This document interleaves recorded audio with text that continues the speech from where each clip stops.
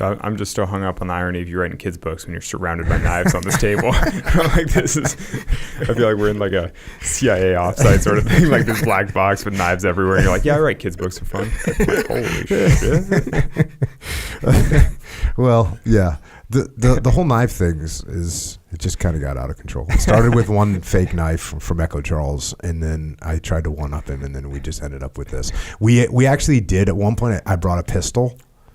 And then Echo was like, well, I don't know, that might be a bit much or whatever. So I guess we called a truce, an arms truce. It's only bladed weapon, only edged weapons. Yeah, after the axe too, that was like, okay, we got to hit the brakes a little bit. I brought an axe too? No, someone sent an axe, I think. Oh, okay. Maybe you brought it. Yeah, because once we posted like a picture of like a couple knives on the table, then people were like, I want my knife on the table. Yeah, totally.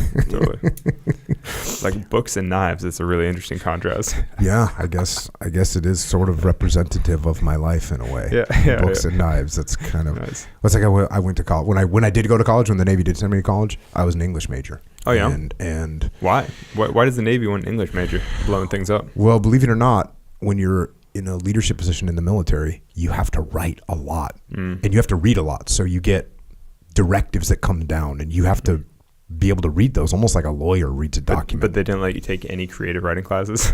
So like, they don't want you making anything up. You're just doing nonstop reports. You're like adding little flourishes. Like, it's a very dramatic experience we had.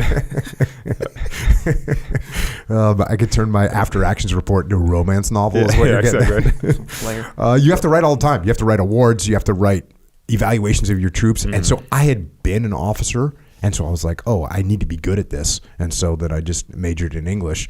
And of course, everyone thinks what are you going to do? What are you going to do after? Yeah. Well, what are you going to do with your English degree? What are you going to do with your English degree, you idiot? And I was like, well, I don't know. I'm going to write things. Eventually wrote a bunch of books, including kids' books.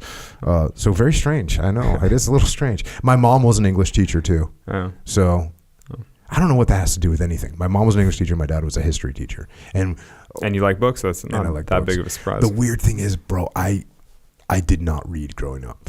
Like I did not. But you knew how to read. I knew how to read, but I wasn't a reader. You know, kids now, I don't know how much of a reader you were growing up, but some kids. I was a reader. Yeah, some people just read. They read like crazy. And I didn't. I was like outside throwing rocks at like puddles, just banging sticks together like a Cro-Magnon man.